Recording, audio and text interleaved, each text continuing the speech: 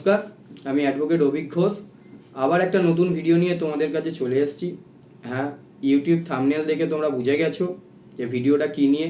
Put up petition কীভাবে জমা করতে হয় সেটা নিয়ে আজকে আমার ভিডিও। তো চলো না কথা বলে শুরু করি। ফার্স্টে দেখো ডিস্ট্রিক্ট সাউথ 24 পরগনা। আমি যেহেতু সাউথ 24 পরগনায় থাকি তোমরা জানো, সেই জন্য আমি ডিস্ট্রিক্ট সাউথ 24 পরগনায় লিখি। In the court of the learned additional chief judicial magistrate at Baripur. আমি যেহেতু বারিপুর কোর্টেই প্র্যাকটিস করি, বারিপুর কোর্টেরই বেশি মামলা করি, তো সেই জন্য আমি বারিপুর লিখি। আর এই মামলাটাও আমার বারিপুর কোর্টেই, তাই জন্য আমি বারিপুরই লিখলাম। তারপরে লেখা আছে দেখো KLCPS কেস নাম্বারটা তোমরা দেবে, আর কোন পিএস সেটা তোমরা দেবে। আমার যেহেতু এটা KLCPS এর, তাই জন্য আমি KLCPS দিয়েছি। KLCPS ফুল ফর্ম হচ্ছে Kolkata leather complex of 2024। Dated, কোন ডেটে এই কেসটা হয়েছে সেই কেস ডেটটা দেবে। তারপরে দেখো লেখা আছে স্টেট সমস্ত ক্রিমিনাল কেস স্টেটের সাথেই হয়, স্টেট অফ ওয়েস্ট বেঙ্গল, তো স্টেট আমাদের petitioner.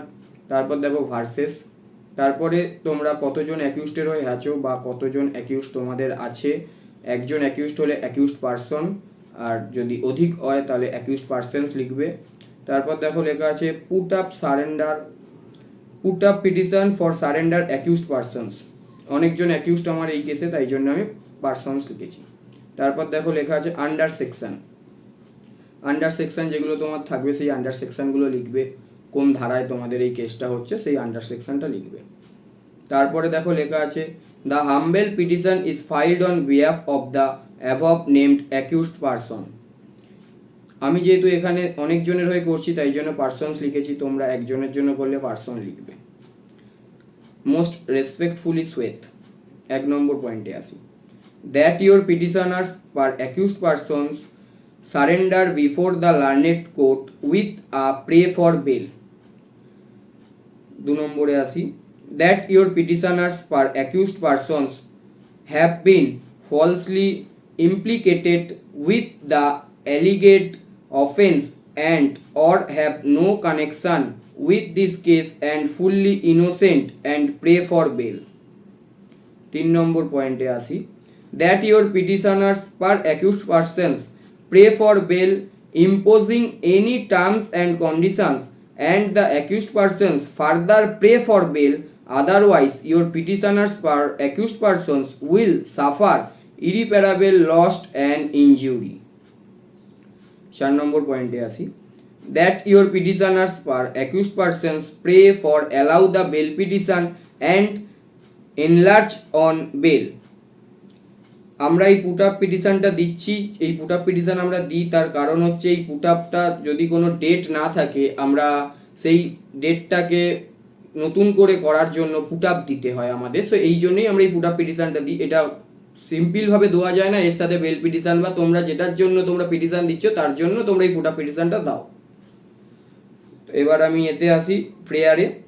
Under this circumstances it is therefore prayed that your honour would be graciously be pleased and kind enough to allow the set put up petition and enlarge on bail to the accused persons imposing any terms and conditions, otherwise your petitioners accused persons will suffer irreparable loss and injury, and to pass such other order per orders as your honor may deem fit and proper.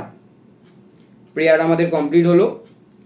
Next last যে লাইনটা লিখতে হয়, and for this act of kindness your petitioner as in duty bound shall ever pray. এবার মাথার দিকে চলে যাই district south 24 পরগনার দিকে। ওখানে আমরা 10 টাকার কোর্ট ফি লাগাবো।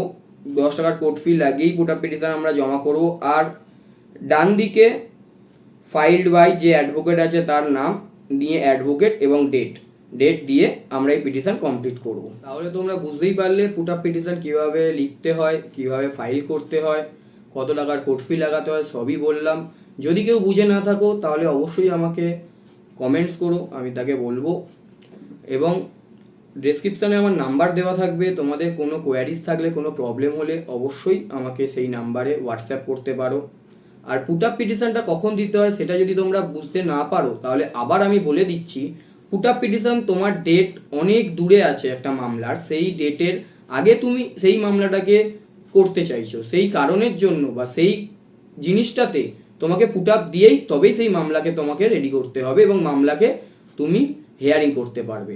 তার জন্যই আমরা পুট আপ পিটিশনটা ইউজ করে থাকি। ওটা যদি তোমাদের ভালো লেগে থাকে তাহলে একটা লাইক করে দিও, আর চ্যানেলটাতে যদি তোমরা নতুন হও তাহলে সাবস্ক্রাইব করে দিও, যাতে তোমরা পরের ভিডিওগুলো দেখতে পাও। চলো তাহলে আজকের এইটুখানি, পরের দিন আবার নতুন কোনো ভিডিও নিয়ে তোমাদের কাছে উপস্থিত হব।